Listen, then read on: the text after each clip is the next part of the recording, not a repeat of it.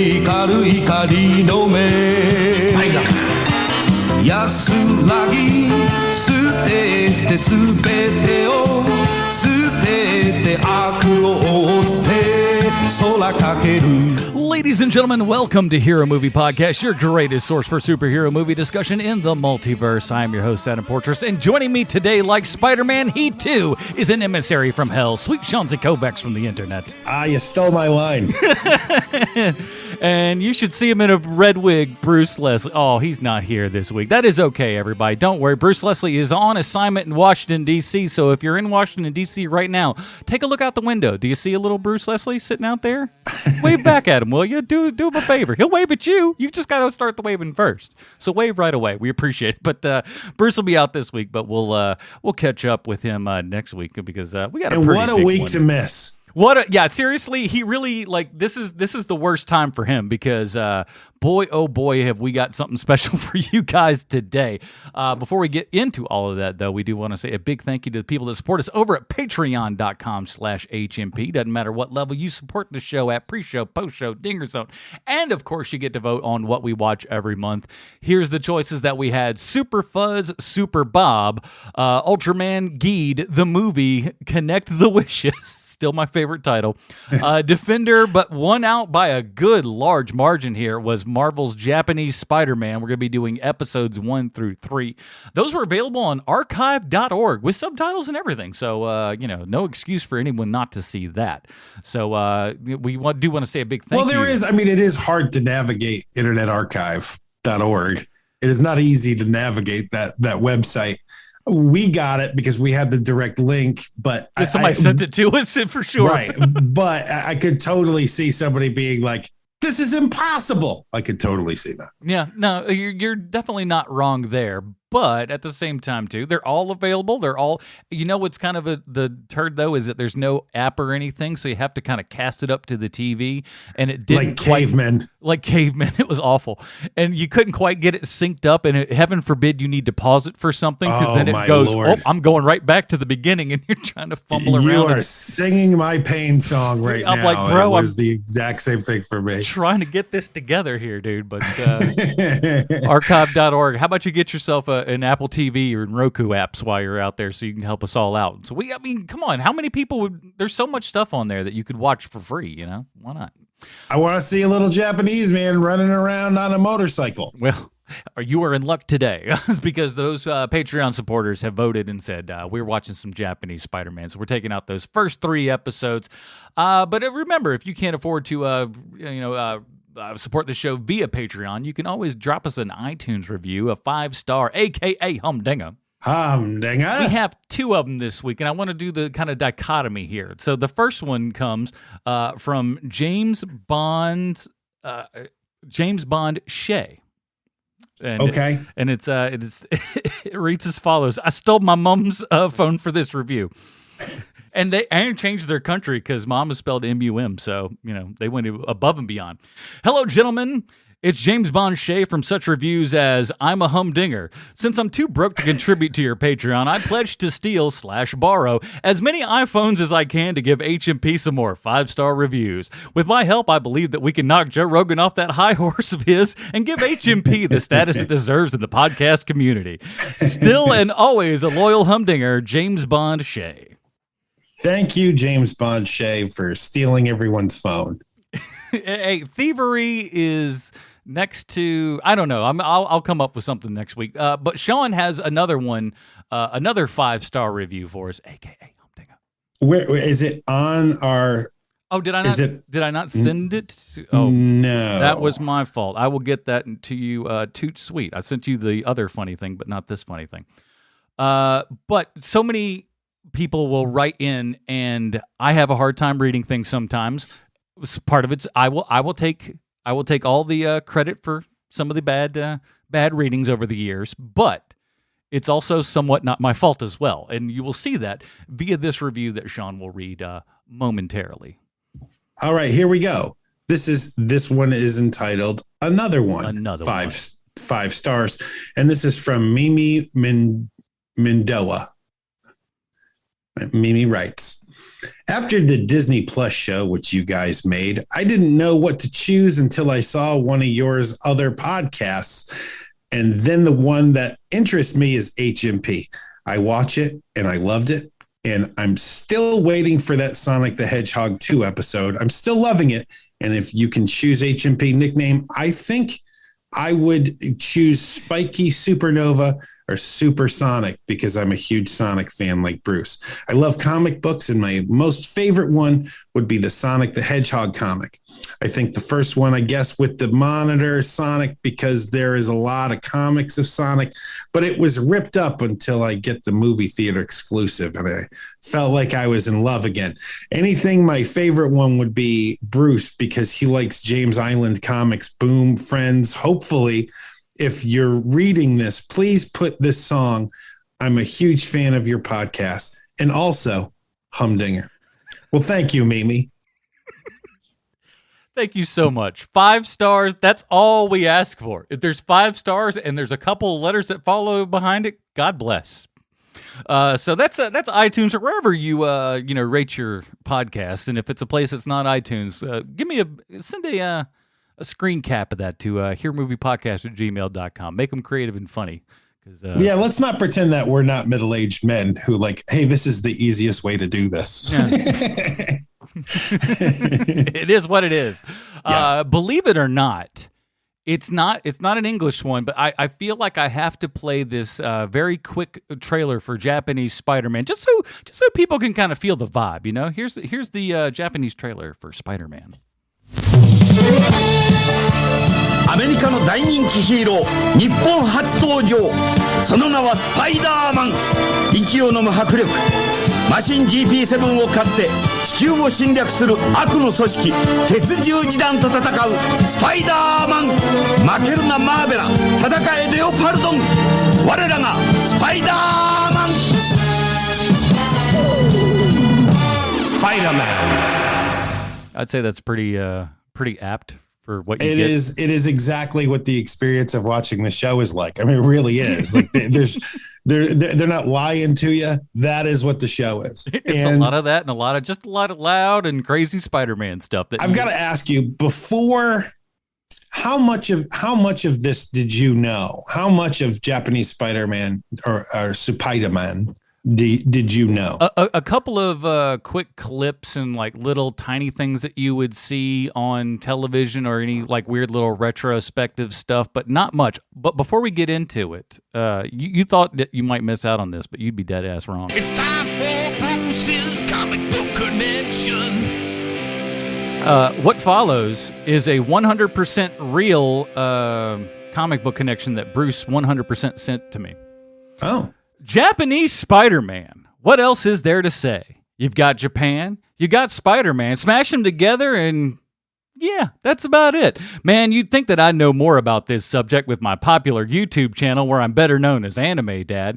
You'd think all of my comic knowledge would be able to come up with at least one solid comic book connection. Maybe Stan Lee always loved manga. Maybe Stan Lee visited Japan and fell in love with the beautiful countryside and the peaceful living of being at one with nature, but along the way fell in love with a Japanese woman he called Pam. Her name was not Pam. They had a secret but unrequited love that would haunt the back of Stan Lee's minds just as he signed over the rights to the Japanese because, you know what, buddy? Those checks clear. Adam, can you sell this mess to our Patreon supporters? He didn't write that, but I wrote it, and it's as good as any Bruce Leslie, I says. So let's do this. If that comic connection wasn't enough for you, let me sell everybody in this Japanese Spider-Man TV series because this sucker's got everything. Peter Parker, Aunt May, throw all that garbage out the window. This is new Spider-Man for the kids of 1978 Japan. This Spider-Man rides a dirt bike, wears a Fonz jacket, has siblings. Radioactive Spider? Not a chance. We've got a crashed UFO and dudes from Planet Spider, a magical gauntlet, Jaegers and kaiju. Spider-Man has a car that looks like the Mach 5, swinging in non-city settings. Jiminy Cricket, if Jiminy Cricket was a man who used to be a man but is now a talking spider, climbing the same 3 buildings with a night filter on, random explosions, random backflips, jump cuts galore, and more reused footage than an episode of Teletubbies. This TV show has everything. It sure does. It sure does. I knew nothing of this going in. Like, I think I'd seen I feel like somebody had a toy that's like someone I knew had like the kind of the Jaeger toy, if you will. Well, that's okay. Great. You've just dovetailed nicely into what I was going to talk about here. So I'm old enough to know that like in the 80s, Shogun Warriors came out. And that was the deal that Toei made with Marvel. For 3 years, you can use any of our licensed properties in any way you want. And so Toei took Spider-Man and made the show, and Marvel made Shogun Warriors out of all of the like most popular robots and Godzilla, and like literally they just used all of it. But when I was a kid, there was a robot that was rumored to be the Japanese Spider-Man robot. And it had the little, like, the little spider decal on it. And my buddy down the street was a huge Shogun Warriors fan. I was a Star Wars guy. He was Shogun Warriors. And he had the like, they didn't have the really big one. They only had like the middle-sized robot of the Spider-Man one. And I thought he was lying. I was like, that is a lie. That is not why would Spider-Man's robot look like that? Like that's clearly not Spider-Man. And he would get very upset with me when I called him a liar. No, it's real, I swear. So then cut to, it's the 90s. Everybody's really cool. Everybody's got leather jackets on. The hair is long, but not the back. And there's flannel everywhere, and everyone's jeans are ripped.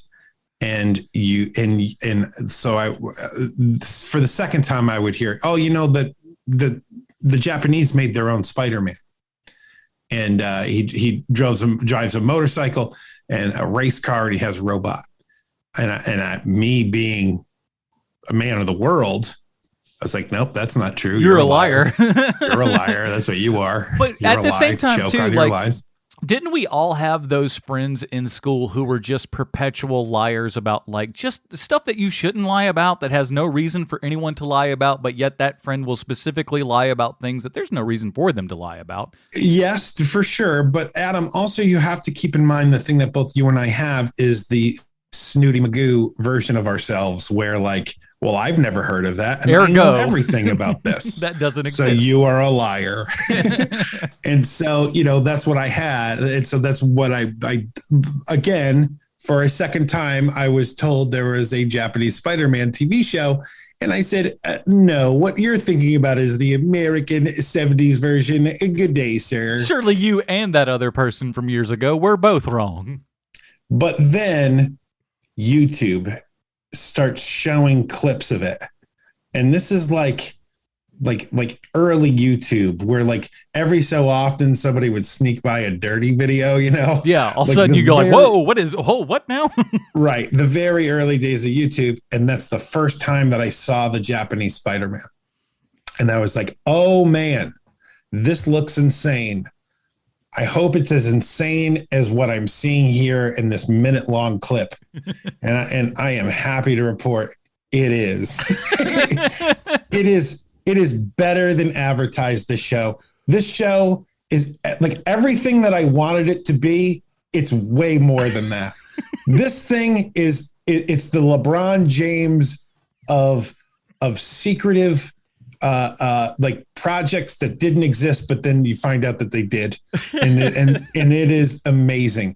If the Eric Stoltz clips from him being on Back to the Future, if those ever get released, we're going to be disappointed by those. Yeah, Eric Stoltz would be a terrible Marty McFly, but this is awesome. and I can't believe just how wonderful everything is. It, as you know, Adam, I am the type of person, if you are giving me something that I'm absolutely baffled by, I'm in. I am all in. If I don't understand what your point is, what you're trying to get across, like for instance, let's start with basics here. Uh-huh. So there is a guy who is a professional motocross rider. Right. That guy starts hearing voices in his head telling him to come find him. Yeah. And he's like, huh? You know, like the way the Japanese people do, which is just the best. It's the best. And he's 22 years old, everybody, at this rate. So it's not like it's even young teenage Sparta. Like he's a young adult. Right. And so he eventually shows up at what I believe we're supposed to believe is a cave, when it's actually just gray sheets hung up on a wall and like a couple of like styrofoam rocks in front of him. And so this man is an ancient alien, and he came to Earth to stop the man who killed his entire family from the planet Spider. Planet Spider, everybody. And the guy he's trying to stop, his name is Professor Monster. Yeah. And so this old man now has been living in a cave for 400 years. That's the best part too, is that it's 400 years and our protagonist never really stops to think about that. I don't think once of like, hey, you're taking on this mantle of this Spider-Man. The last cat that had it for 400 years. You just got put into a really horrible job for the next couple hundred years at the minimum. It's true. And so then, let's see if I'm getting all of this correct. See, we haven't even gotten to Spider-Man yet, which is when it gets really crazy. So hold on a second. So old man in a cave who's been living there for 400 years. And as he explains to our protagonists, he says to the kid who will eventually be Spider-Man, he goes, I've been living down here for 400 years, but a year, 20 of your years is one of mine. Yeah. And the kid's just rolling with it. He's like, yep, that sounds good to me. It's like, okay, so you've been here 20 years is what you're saying. It just feels like 400 to you? Okay, whatever. Shut up. That makes sense. And so then the guy says, listen, right, because the kid, right, this is the part I forgot. The kid is trying to save someone from being hurt by the gang, by the alien gang, and they shoot him and throw him into an open cave, like it's like a well. Yeah, but that well turns out to be a cave. They push him down it, and he's gonna die. That kid is as good as dead. But thankfully, the ancient alien gives him some of his blood, and he then becomes Spider-Man. Because it's Japan. Right, because it's Japan. Put this gauntlet on. It's going to, smash into your skin and then give you some blood. Right. It's a big bracelet that he puts on that's like, and no one ever notices it. That's the other thing, too. It's like the size of two of his fists put together. He's wearing he wears it not only as Spider-Man, but outside of the Spider-Man as well. Well, as we'll call it Peter Parker for lack of remembering what this guy's Japanese name is. Right. He's still walking around with the gauntlet on his left hand wrist. And I know it sounds like I'm making fun of the show. I am not. It is amazing. They use every trick in the book that they know how to use. Like you got your guy in big rubbery costume. You've got miniatures. There's one moment where the monster grows really big, and Spider-Man has shot him with his spider rope. Mm-hmm. And you know that it is because he yells out "spider rope." Every time Spider-Man's going to use a power on like one of his power sets on the show, he has to yell it out loud what he's going to do. If you're not saying it out loud, are you really even performing that magical feat? I don't think so. Exactly. So I'm surprised he didn't say climbing the wall, boss. So in what is absolutely my favorite scene in any of the episodes, the monster grows 10 times its actual size, but Spider-Man's still got his spider rope stuck to the monster.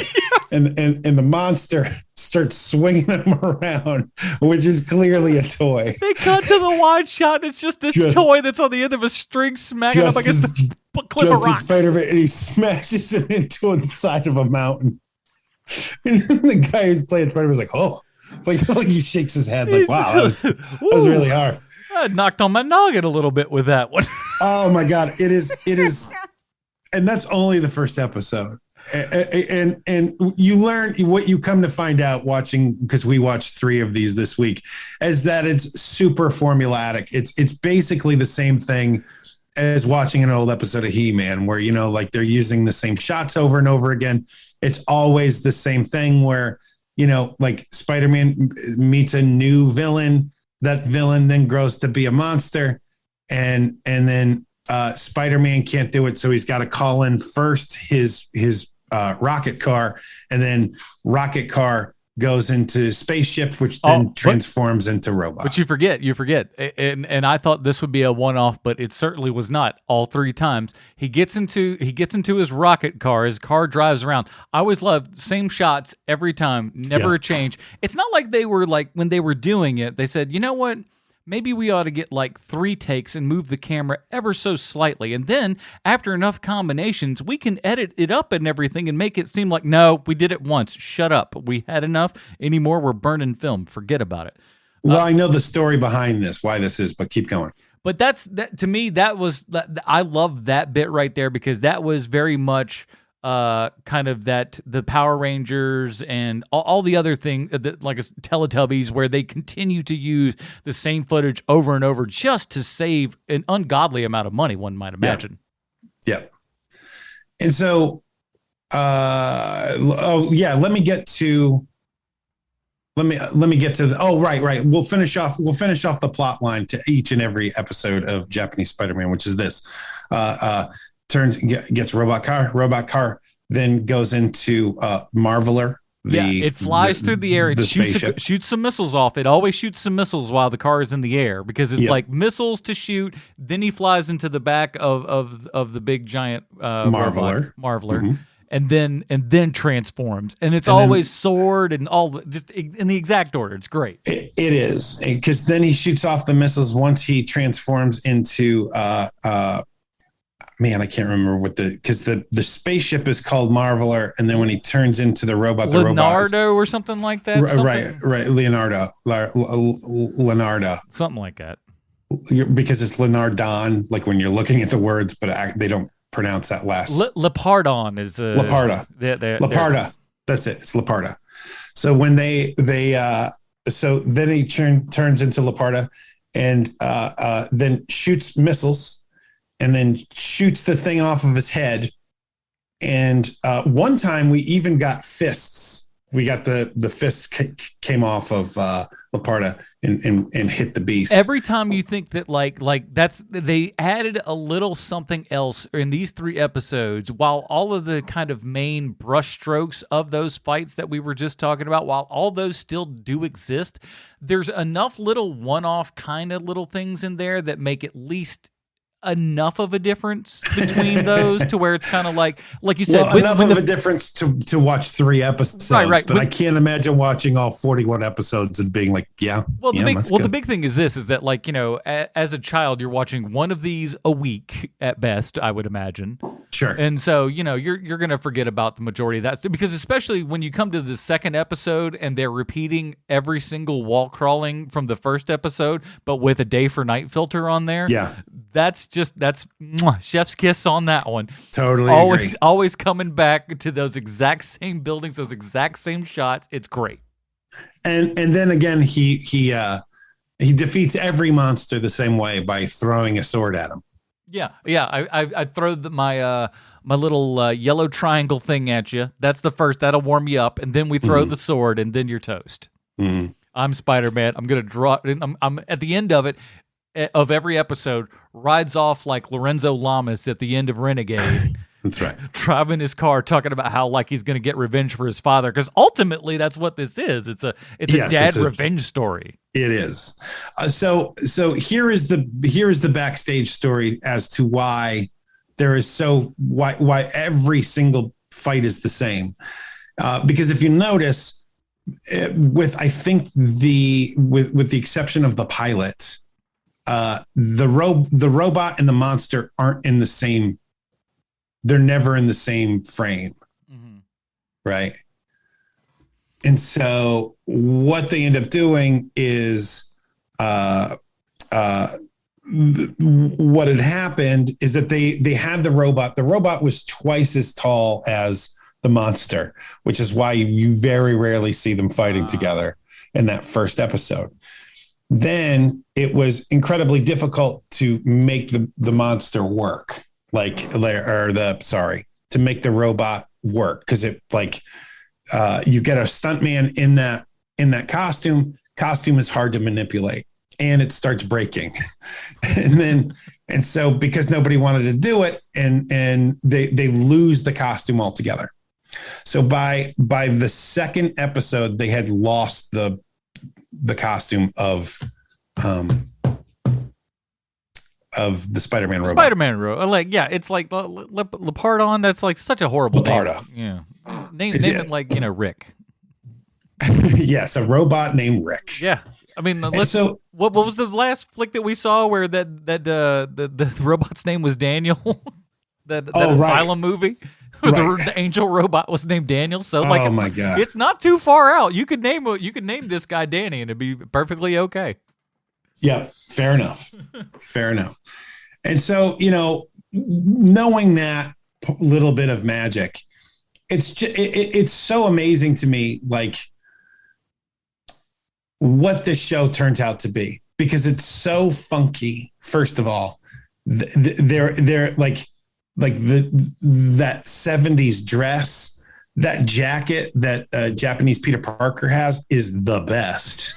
He's got two jackets. He's got literally the Fonz jacket, which is that leather jacket with the trim. That was the pilot jacket. After that, he had the black and yellow, the three leather stripes, and the stripes down the front.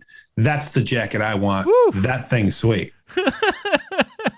I'll take the first jacket.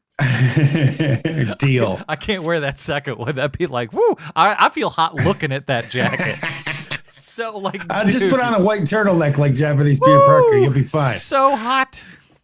So the music is great. The costuming for these characters is pretty great. Okay, hold on. Spider-Man's costume has a zipper in it, and we get to see him zip it up on many occasion, which is kind of great. And it has that bit of Foley where when he goes to zip, he goes zip. So good. Also, the Iron Army, right? That's what it's called, the Iron Army. Yeah, they're pretty much like the putty men from for the Power Rangers crew out there. That's what that reference is to. I kept seeing that reference out there in the ether, and I've never watched. Well, I never watched a full episode of the Power Rangers, so I didn't know what that was. Yeah, quite all right. But they were like the putty men on Power Rangers and stuff, and like almost to where they look a lot, fairly close, the same kind of uniformed, body kind of thing. But they have like weird duck bills and sunglasses. It looks like, which I thought was kind of a fun look.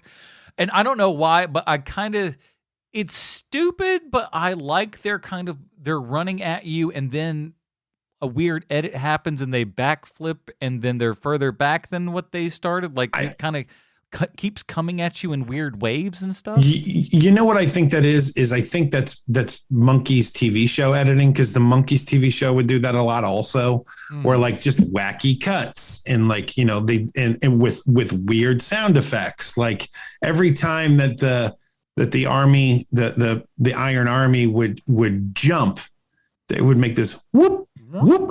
Like it was so perfect, I think is the word I'm looking for. and like just over and over again, like Okay, so the old man is dead, like Ben Kenobi. However, he's turned himself into a spider. He's a tiny little spider that goes around their house, waking him up in the middle of the night, going, "Hey, what are you doing? How about you wake up and stop being a Spider-Man already?"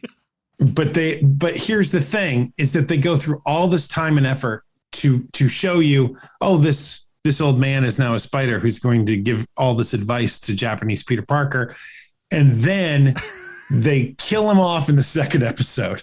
Why would you do all that legwork? I thought for sure. I'm like, oh, this is, like I said in the rundown. I thought it was going to be like a Jiminy Cricket. I'm going to be the guy, or Bosley. Yeah. I'm going to tell you what your mission is this week, and you're going to go on the thing, and I'm going to say, well, you got to remember, one of the most important things of being a hero is blah blah blah blah blah. There's your lesson. We're going to continue on trying to find the man that killed your father, and that's it. Yes, it's amazing. The bad guy and his daughter, is that his daughter? His second in command, Professor Monster. Okay, that's a really tough one because this Professor Monster kind of looks like a 2099 Doctor Doom kind of thing or something like that. Well, just much cooler, but yeah. But something like that idea, like Mr. Boogity Cross with Doctor Doom.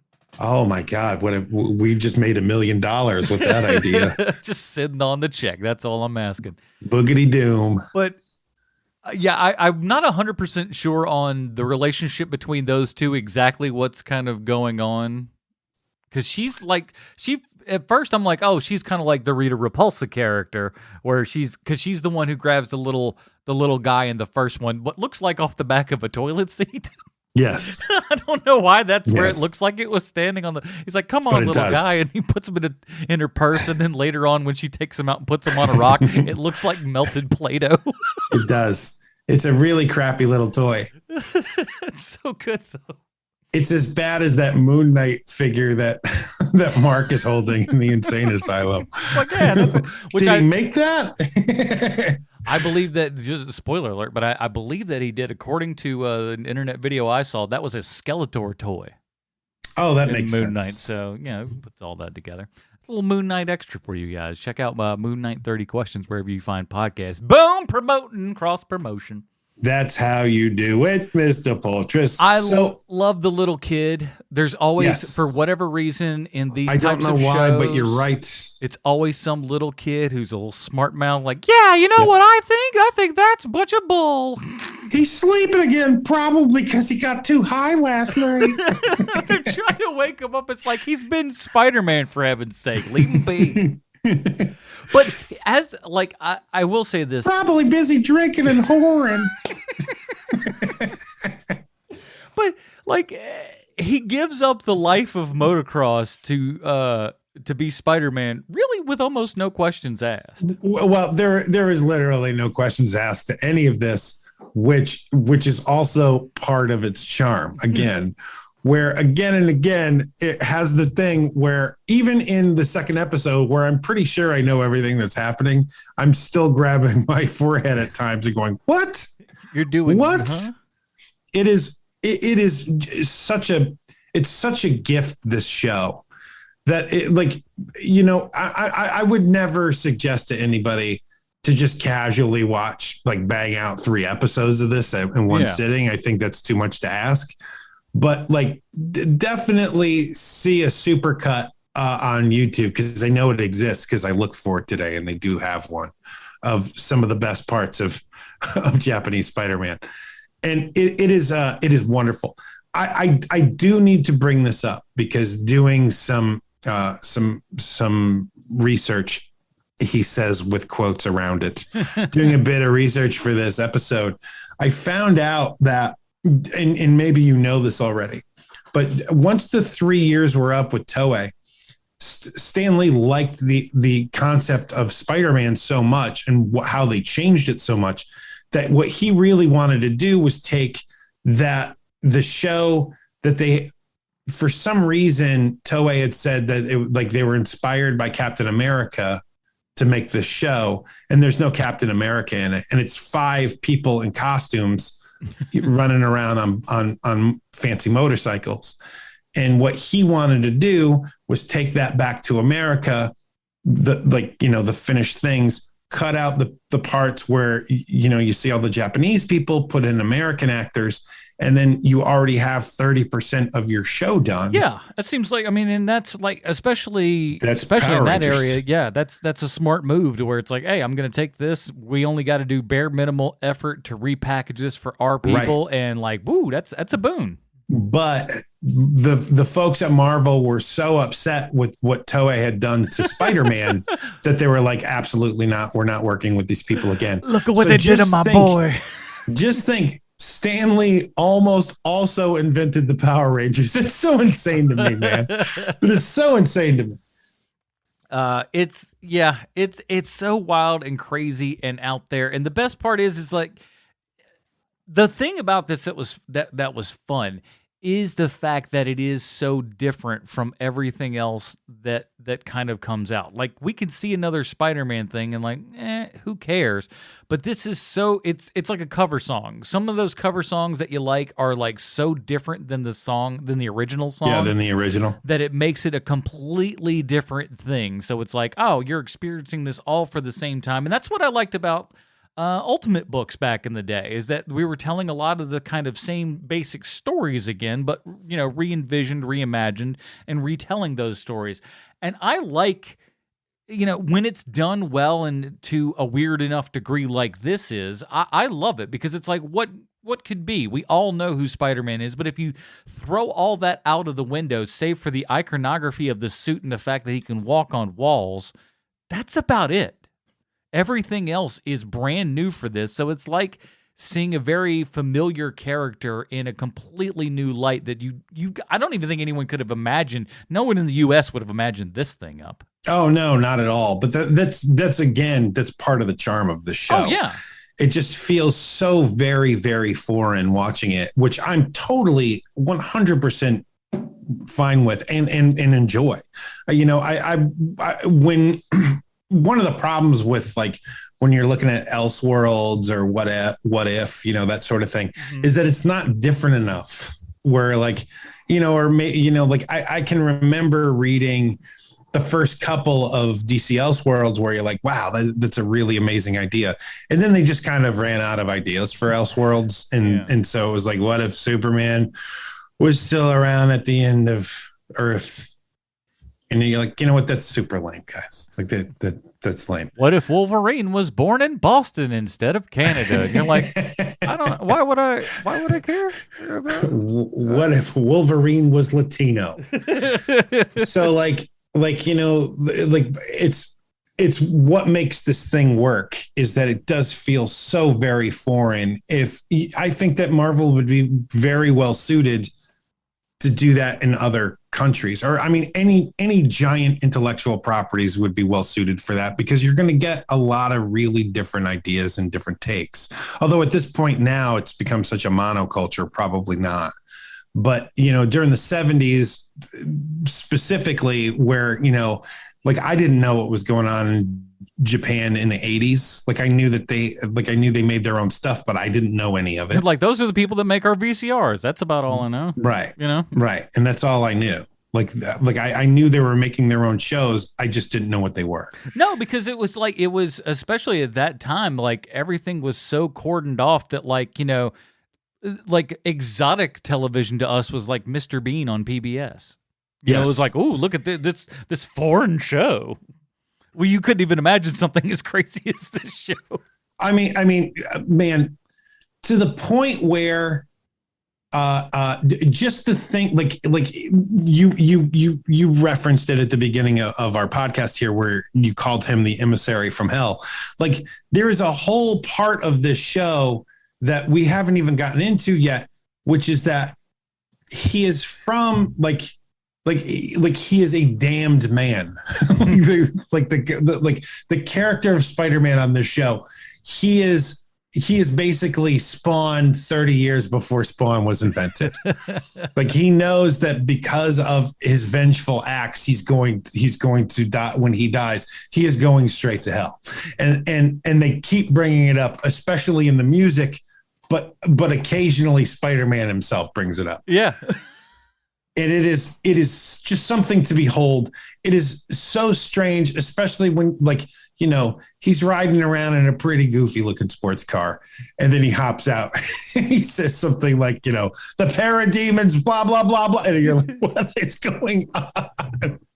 What? The best part, What? when the car's driving and stuff, and you can see the stuff that they bolted onto the front of it kind of shaking a little bit and everything. It's so wonderful, man.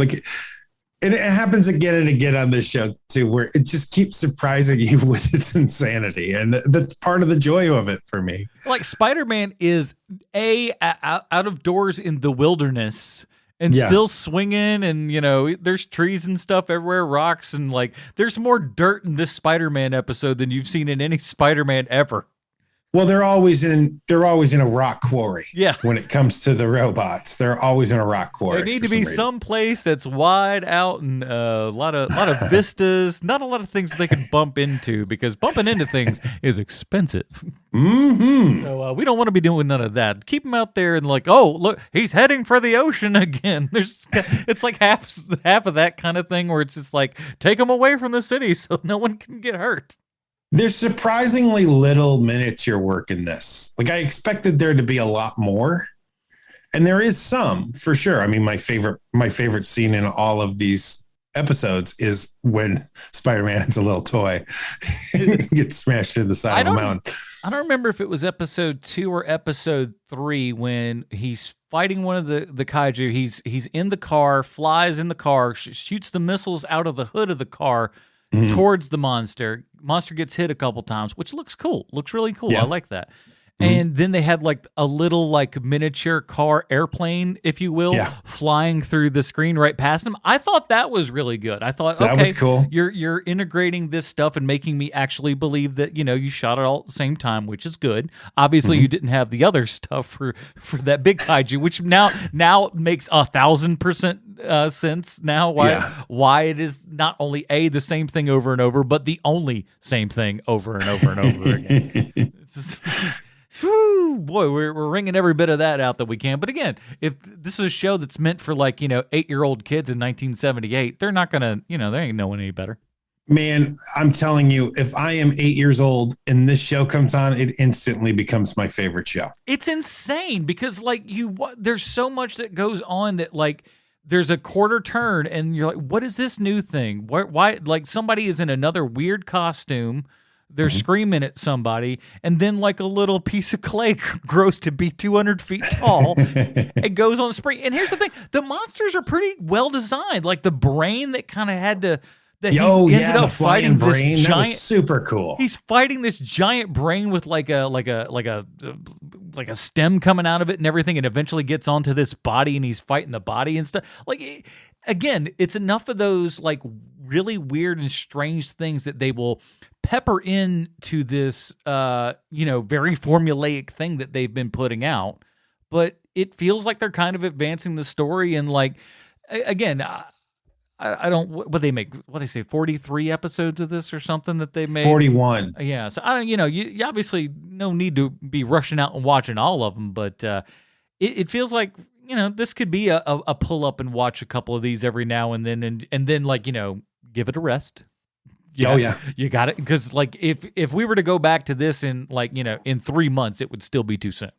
Yes, agreed. You know, you got to, you give it a little bit of time, but with that time and stuff, I think we could come back to this and certainly have, you know, more to at least laugh at, for sure. Oh yeah, for sure. And I do like you know, like, I like the idea of revisiting this in a year from now, 6 months from now, and just seeing what our takes are. Like, you know, we don't have to watch the next 3. Yeah, we can try to find what, you know, like, somebody, it's the internet, so, you know, somebody's, like, you know, done a ranking of all the episodes or something, or going like, hey, if these are the ones that you need to watch, or blah, blah, blah. Somebody's done that somewhere, to be sure.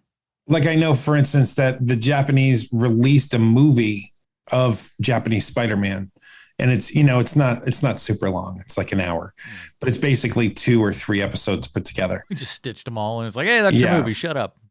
And you know, that would be great to review at some point, just not next week. And I do want to put this out to listeners and stuff, because I've kind of looked for this a little bit. I haven't like looked super hard, but maybe somebody has access to this stuff a lot quicker and easier than I do.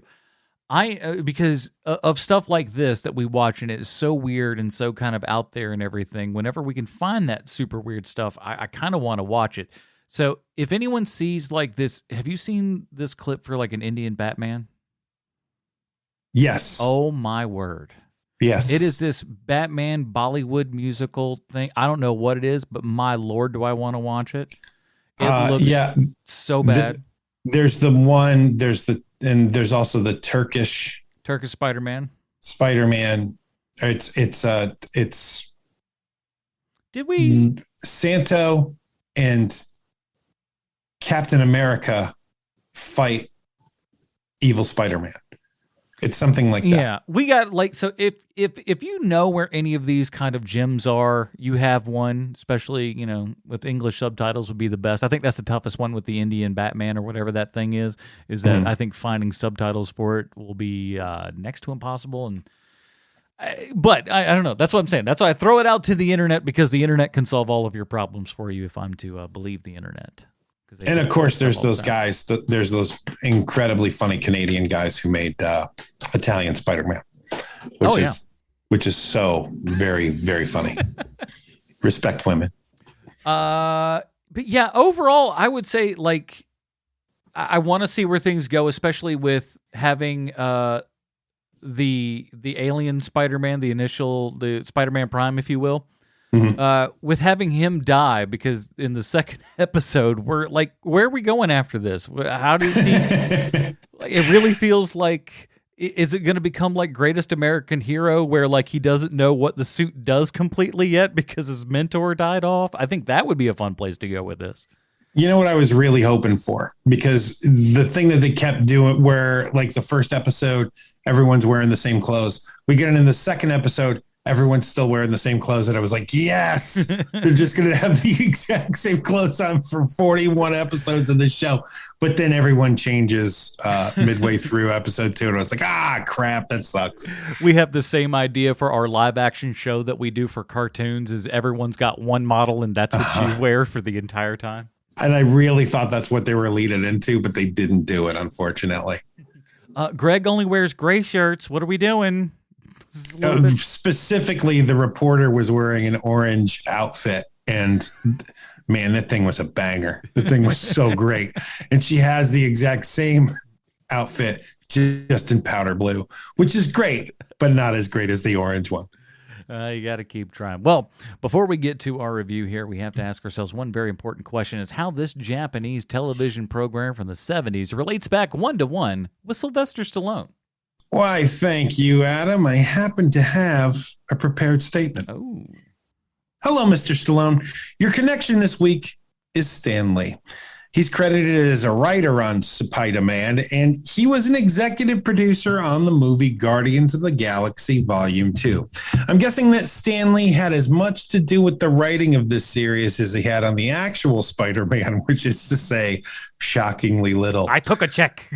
What if he had a robot and he always had to yell out what power he was going to use? Okay, you guys got it from here. I'm sure you know what you're doing. Just put my name at the top and I'll see you on payday. Excelsior! And then he leaves to go to a fondue mixer or whatever Stan was getting into at that time. This week, I listened to Stallone's own podcast called The Comeback. It's a show about people who thought all was lost and came back from the brink to find success. My favorite episodes, for those listeners who care, is the two-parter Dave Dahl episodes. Dave Dahl is the guy who started Dave's Killer Bread, and he was an ex-convict who was busted for armed robbery, and then he went on to start his own bread company, and it goes from there. It's pretty great. Sylvester Stallone is the host of the show, which means he spent an afternoon in a recording studio, knocked out every single episode, and much like Stan Lee, put his name at the top and went to the fondue mixer or whatever he's into these days. No, look, Stan Lee did a lot for comics, but what he accomplished during his time there is huge. But in the 80s, when Stan Lee claimed to have created all of this by himself, it's like the time Al Gore claimed to have invented the internet. No, you didn't, dude. No, you didn't. But like every red-blooded nerdy nerd, I love Stan Lee. But the more you learn, the man was a lot more complicated than what you want him to be. Hey, can you guys tell I've been watching a lot of deep dives on YouTube this week? That's the sort of thing that happens when you say to yourself, so how the hell did Japanese Spider-Man become this version of Spider-Man? Ancient aliens, an emissary from hell. What am I watching? Then next thing you know, you're watching a video essay about all the ways Rob Schneider isn't funny. I don't know how you did it, YouTube, but you got me again. And there you go, Mr. Stallone. That's how Japanese Spider-Man is related to you. I hope to hear from you soon. Your pal, Sweet Shanzi from the internet. I mean, you're listening to his podcast. It's only right that I think he should listen to yours. Oh, he will never listen to mine, I'm sure. That's a darn shame. Well, before we get to our patented Robin rating system, let's see what our folks over at patreon.com/HMP had to say about Japanese Spider-Man. Yes, please. Justin writes in. Justin says, I'm sure this hybrid Spider-Man, Mighty Morphin Power Rangers, and Voltron thing is right up some people's alleys, but it was not mine. Our good buddy Secular Man says, an interesting take on the character. I can't speak to the quality compared to those other tonkatsu shows from that era, but it's probably better than the Nick Hammond series. My favorite part was the random teleporting to different locations during a single fight scene. Oh, that's true. Yeah, that's a great one too. I'm sorry, keep going. Nate says, King Solomon's Frog says, Japanese Spider-Man reminded me of being on a cruise where episodes 1 and 2 were like the first 3 days when I felt like I could live on the cruise ship forever. But by the third episode, it felt like days 4 through 7. And I was really questioning why I thought a week-long cruise was a good idea. This show is very formulaic. That being said, I really recommend the Marvel 616 documentary on the series that Bruce mentioned. Interviews with the cast and crew really highlight the joy, enthusiasm, and hard work that went into the making of this show and make my feelings about Japanese Spider-Man a lot more forgiving. And Joe commented behind that and said, agreed, almost every single one of those 616 episodes are fantastic. And so I need to watch that. Right now, overall from our Patreon supporters, Japanese Spider-Man's episodes 1 through 3 is a Damian Wayne, according to those fine folks. Oh, Sean, wow. What say you? Well, this Japanese Spider-Man is the reason why I have podcasts. This is what dreams are made of. For me, this is a Dick Grayson. I love everything about this show. I wish that I would have known about it when I was very, very young. It would still to this day be my favorite thing ever in the superhero canon. However, unfortunately, I only learned about it in the early to mid 2000s, where I knew it was fact that it was a thing that exists. So for me, it's still a Dick Grayson. It is a marvelous, marvelous piece of entertainment. Yeah, it's a whole heck of a lot of fun. This is a very high Tim Drake for me. I enjoy it. It is that stupid level of thing that you kind of want. I will say this, just because I know, she's a Patreon supporter. Maria from upstate New York. I believe I don't know how well he is for reading subtitles, but I believe your son would like this. He's a huge Godzilla fan and all that kind of stuff. Yeah. If you've got somebody in your life that likes this kind of silly kaiju action, loves Power Rangers and Godzilla and all that kind of garbage, this is right up their alley. Especially, like an 8 to 10-year-old boy, he's gonna love it. But that's what it is. It's just a fun, stupid ride that just gets as silly as it comes with it. But and again, like we said, yes, there's formulaic stuff. Yes, we see the same footage over and over. But again, there's something about it that's the charm to it.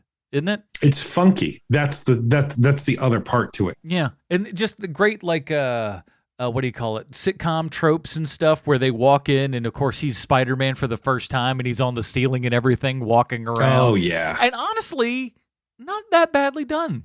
That scene. No. I mean, all things considered, that could be really, really bad, but they did a pretty good job. It seems like they cared enough, and that to me ultimately is what you kind of see on the screen with this and makes this eminently watchable. Is that it doesn't they're cost saving measures, but it's not cheap, if that makes sense. I think it is cheap, but I mean, I don't care and I love it. Like, they putting try. gray sheets, hanging up gray sheets and pretending that you're in a cave. That's pretty cheap, but it doesn't matter. Like I none of that matters to me because the heart's yes. what's in it. That's Yes. the point. Is the heart is behind this, and if Yes. it is up your alley, you can definitely check that out. It is available on archive in the Internet Archives. I'll put a link in the show notes actually with that in there for those of you that want to kind of check it out and everything. That will do it for this episode of Hero Movie Podcast. We'll talk about what we're doing next week in just a moment. But Sean, where can they find more of our work on the internet? We have got another show, as Adam mentioned earlier, called Moon Knight 30 Questions.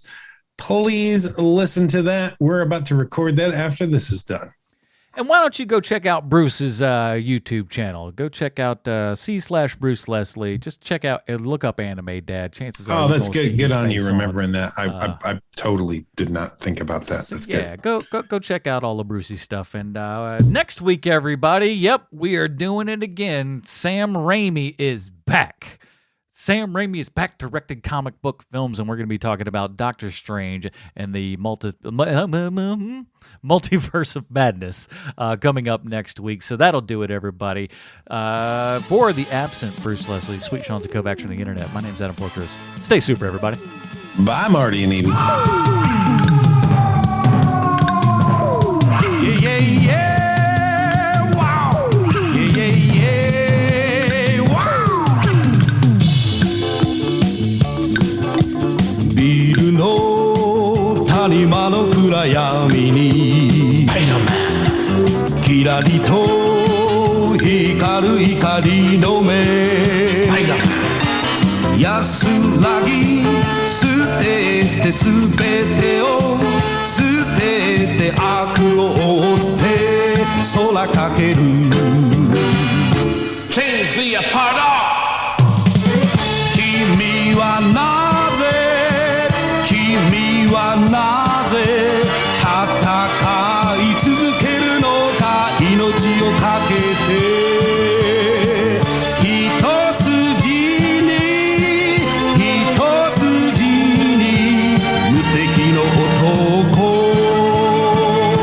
スパイダーマン